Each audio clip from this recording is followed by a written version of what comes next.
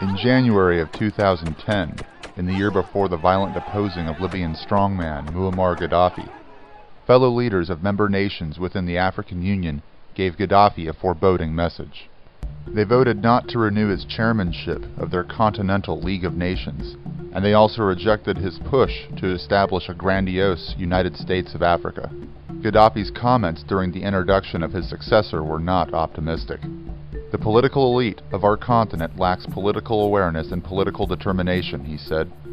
The world is changing into 7 or 10 countries, and we are not even aware of it. Apparently, it was Gaddafi himself who lacked political awareness. For since his demise, African leaders have shown a renewed interest towards continental integration. Global development funding institutions, such as the International Monetary Fund and World Bank, now consider infrastructure projects for the African continent more attractive without having to deal with an eccentric, flamboyant, and unpredictable Gaddafi. Ethiopia, Nigeria, and South Africa, 3 nations that voted against Gaddafi's United States of Africa, favor a more manageable, incremental approach to regional integration. A former government official from South Africa, Nkosazana Dlamini Zuma, is now chairperson of the African Union Commission, and her former husband, South Africa President Jacob Zuma, today shows his enthusiasm for the project. We thought it was important to divide Africa on 5 economic regions so that the task is manageable by each region in terms of the economic interests and development and how we look at the development of Africa. Sure. We have succeeded to do so. I think they are now well established.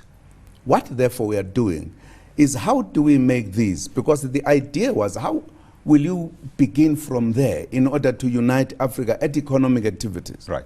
I think we've succeeded to do so. You will recall that not long time ago, last year, we established a free trade zone of 3 very big regional economic regional organizations in the continent, SADC, including the 2 other regions, wherein half of the population of the continent is now working together. Right. That tells you we're moving forward. We are moving step by step. In fact, the last summit, which was there in January, began to discuss the amalgamation of all 5. Yeah. That is the plan that we are taking. In one sense, however, Muammar Gaddafi was correct in his post-election assertion to his African Union comrades. One of the most significant geopolitical events in world history is indeed occurring today, and, aside from open discussions among an elite few within international finance, business, government, and academia, most people in the world lack knowledge and concern about it. As Gaddafi observed, the African Union is not alone in its pursuit of regional integration. Gaddafi's assessment that 7 to 10 supernations are now emerging on the world scene is proving to be quite accurate.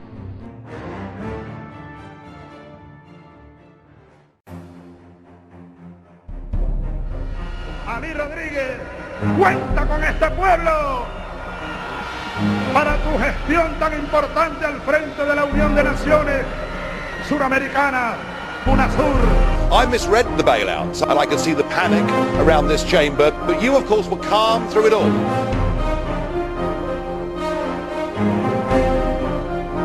I've spoken before of the vision of a new Silk Road in which Afghanistan is firmly embedded in the economic life of a thriving South and Central Asia.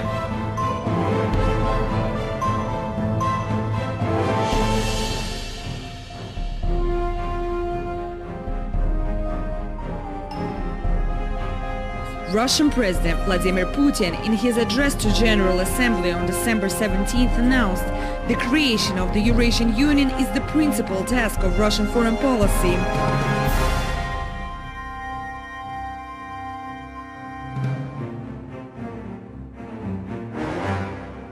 The summit will address plans aiming eventually at the establishment of a Gulf central bank and set a timetable for the monetary union.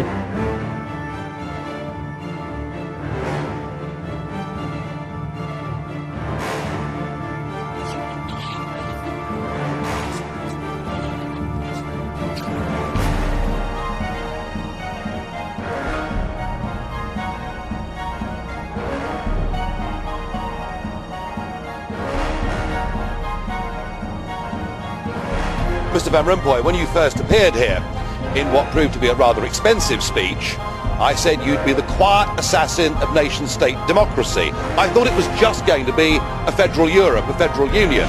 But actually it appears, with every statement you make, that what you now want is the total subjugation of the states to completely undemocratic structures based in Brussels.